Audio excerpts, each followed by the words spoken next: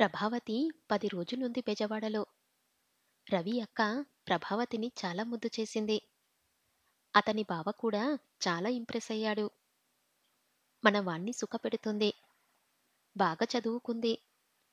ఇద్దరికీ అభిరుచుల్లో, అభిప్రాయాల్లో ఏకీభావం ఉంది అన్నాడు. స్వగ్రామానికి బావ వెళ్తుంటే రవి కూడా ప్రభావతిని వెంట పెట్టుకుని వెళ్ళాడు. తను పుట్టిన ఇల్లు, తన పొలాలు చాలా గర్వంగా చూపించాడు.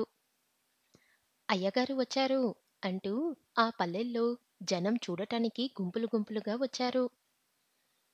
నేను ఇంకో వారం 10 రోజుల్లో బయలుదేరుతాను చెప్పాడు రవి ప్రభావతిని రైలెక్కించగానే. ఎక్కడ దిగుతావు అడిగింది ఆమె. ముందు హోటల్లో, తర్వాత ఎక్కడైనా. ఇల్లు తీసుకోవాలి. ఉత్తరం రాయ్. ఎప్పుడు బయలుదేరేది? మా ఇంట్లో దిగాలి. స్టేషన్ నుంచి వచ్చి వీధి గుమ్మం మెట్లు ఎక్కుతుండగా పక్కింటి కిటికీలో నుంచి ఎవరో చూస్తుండడం గమనించి చటక్కున అటు తిరిగాడు రవి. శారద ముఖం తిప్పేసుకొని కిటికీ దగ్గర నుంచి వెళ్ళిపోయింది. తను చూడనప్పుడు తను వీధిలోకి రాగానే శారద ఏ కిటికీ ఊచన మధ్య నుంచో తలుపు సందుల్లో నుంచో తనని చూస్తుందని రవికి అనిపించింది. తననే కాదు, తనని ప్రభావతిని కూడా చూసి ఉంటుంది. ఆ అమ్మాయికి నిజంగా తన మీద ఇష్టమా, ప్రేమా? లేక తను పెళ్లి చేసుకోవడం వలన ఆమె అహంకారం దెబ్బతిన్నదా? ఎందుకలా చూస్తుంది? ఏమని ఆలోచిస్తుంది? వాళ్ళ ఇంటికి వెళ్ళి పెళ్లి చేసుకోవడానికి నిరాకరించినందుకు సంజాయిషి చెప్పుకోవాలనిపించింది. ఎవర్ని బాధ పెట్టడం రవికి ఇష్టం లేదు. కానీ శారదతో మాట్లాడటం, ఈ విషయం మాట్లాడటం సభ్యత కాదు. వాళ్ళ ఇంటికి వెళ్ళి మీ అమ్మాయితో మాట్లాడాలి అంటే శారద తల్లి తండ్రి తిట్టి పంపిస్తారు. ఎవన్నో చూసి శారదకి పెళ్లి చేస్తారు. పిల్లల్ని కంటుంది. తను ఈ లోకంలో అనుభవాలు కాచి వడబోసినట్లు, తను పెద్దవాడైనట్లు శారదకి 15 ఏండ్లుగా ఇంప్రెషబుల్ ఏజ్ సులభంగా మర్చిపోతుంది అనుకున్నాడు. రెండవ ప్రపంచ యుద్ధం వలన రవి పొలాల మీద ఆదాయం బాగా పెరిగింది. మద్రాసుకి బయలుదేరే ముందు ఓ రోజు అతని బావ రవిని కూర్చోబెట్టి లెక్కలు చూపించాడు. నాకెందుకు లెక్కలు? నాకు కావాల్సిన డబ్బు నువ్వు పంపిస్తున్నావుగా అన్నాడు రవి. అతనికి డబ్బు విషయాలు అట్టే తెలియవు. ఇంట్రెస్టు లేదు. నీ డబ్బు కనుక నీకు చెప్తున్నాను. తెలుసుకోవాలి అని ఆ ఏడాది పొడుగునా రవికి ఎంత పంపించింది, ఎంత వచ్చినది, ఎంత బ్యాంకులో కట్టినది, ఇంకా ఎంత రావాల్సినది వివరంగా చెప్పాడు. రవి లెక్కల పుస్తకం చూసి, ఏమిటి? బ్యాంకులో 20,000 అడిగాడు. అవును. బ్యాంకులో ఈ ఏడు జమ కట్టిన మొత్తం 12,000. అయితే నేను కారు కొనుక్కోవచ్చన్నమాట. ఇప్పుడు నీకు కారెందుకు? చదువుకునేవాడికి? ఆ బస్సులకి, ట్రాములకి కాచుకోలేక చస్తున్నాను. నీ డబ్బు నువ్వు ఎలా ఖర్చు పెట్టుకున్నా నిన్నెవ్వరూ ఆటంకపరచలేరు. కానీ రవి, ఈ డబ్బు అనుభవించడం మీదికి ఇప్పుడే దృష్టి పోతే చదువు మీద దృష్టి ఉండదు. రవి నవ్వి, కారున్నంత మాత్రాన చదువుకోనా ఏమిటి? అని ఆ విషయం అంతటితో ఆపేశాడు. మద్రాస్కి వెళ్ళాడు. హోటల్లో దిగాడు. స్నానం చేసి బట్టలు మార్చుకొని ప్రభావతిని చూడటానికి వెళ్ళాడు. వస్తున్నానని ఉత్తరం రాయలేదేం? అడిగింది. ఉత్తరం ఎందుకు? నేనే వచ్చేశానుగా. హోటల్లోనే దిగావా? అవును. సుందర్రామయ్య ఆప్యాయంగా పలకరించాడు. ఓ గంటసేపు ప్రభావతితో కబుర్లు చెప్పి రవి వెళ్ళిపోయాడు. ఆ వేళే మౌంట్ రోడ్లో షాపులన్నీ తిరిగాడు కారు కోసం. సెకండ్ హ్యాండ్ కారు కొందామని అనుకున్నాడు ముందు. సెకండ్ హ్యాండ్ కారు కొనాల్సిన కర్మ తనకేమనుకొని కొత్త కారు కొనడానికి నిశ్చయించుకున్నాడు. ఆలోచించి ఆలోచించి చివరికి స్టాండర్డ్ 7 6,000కి కొన్నాడు. ఎప్పుడు డెలివరీ ఇస్తారు? అడిగాడు షాపు మేనేజర్ని. రేపు మధ్యాహ్నం ఇస్తాము. గుడ్. రేపు మధ్యాహ్నం 3 గంటలకి వస్తాను అని చెప్పి అక్కడ్నుంచి బయలుదేరాడు రవి. త్యాగరాయ నగరం వీధులన్నీ తిరిగాడు. చివరికి రఘువయ్య రోడ్లో రూ. 40కి విడిగా ఉన్న చిన్న ఇల్లు అద్దెకు దొరికింది. ఇంటికి అడ్వాన్స్ ఇచ్చేశాడు. ఇంట్లోకి కావలసిన సామాన్లు కొనడంతో తీరిక లేక ఆ వేళ ప్రభావతి ఇంటికి వెళ్ళలేదు. మర్నాడు పొద్దున డ్రైవర్‌ని ఏర్పాటు చేసుకోవడంలో, కారుకి షెడ్ ఏర్పాటు చేయడంలో సరిపోయింది. మధ్యాహ్నం వెళ్లి కారు డెలివరీ తీసుకున్నాడు. కుషన్ కవర్స్ కుట్టించడం, తివాసీలు కొనడం సాయంకాలం వరకు పట్టింది. 6 గంటలకి ప్రభావతి ఇంటికి వెళ్ళాడు. ఏమయ్యావ్? అడిగింది.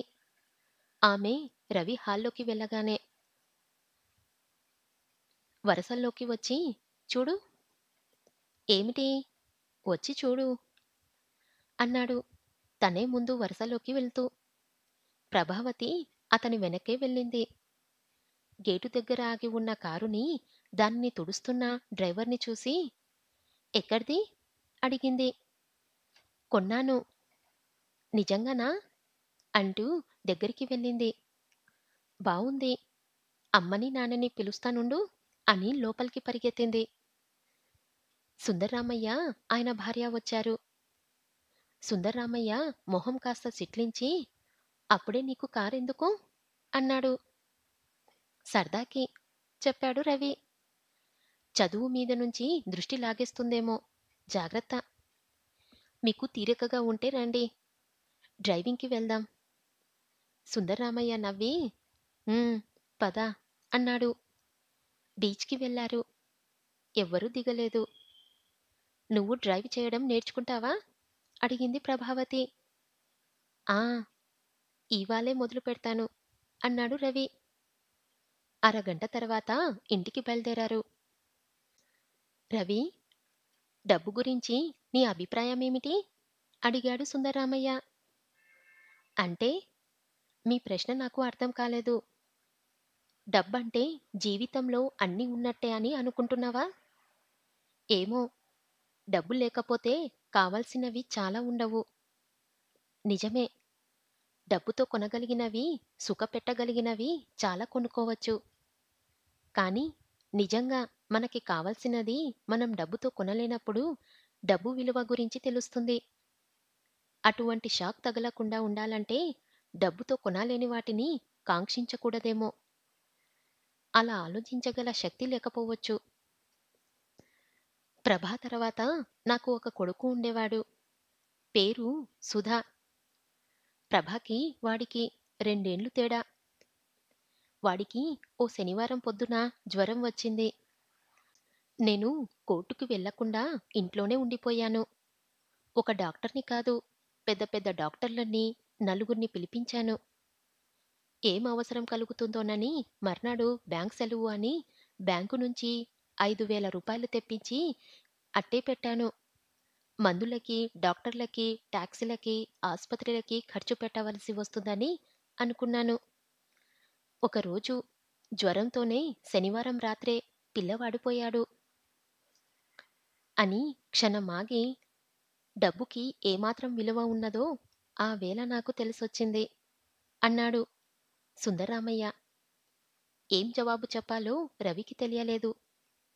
సుందర్రామయ్య తనకి విషయం ఎందుకు చెప్పాడో కూడా అర్థం కాలేదు. మౌనంగా ఉండిపోయాడు. డబ్బుని మించిన విలువలున్నాయి. అది జ్ఞాపకం ఉంచుకోవాలి రవి అన్నాడు సుందర్రామయ్య కార్ దిగి ఇంట్లోకి వెళ్తూ. అన్నం తిని వెళ్ళరాదు? అడిగింది ప్రభావతి. థాంక్స్, వద్దు, వెళ్తాను. 8 అయింది. నువ్వు చదువుకో.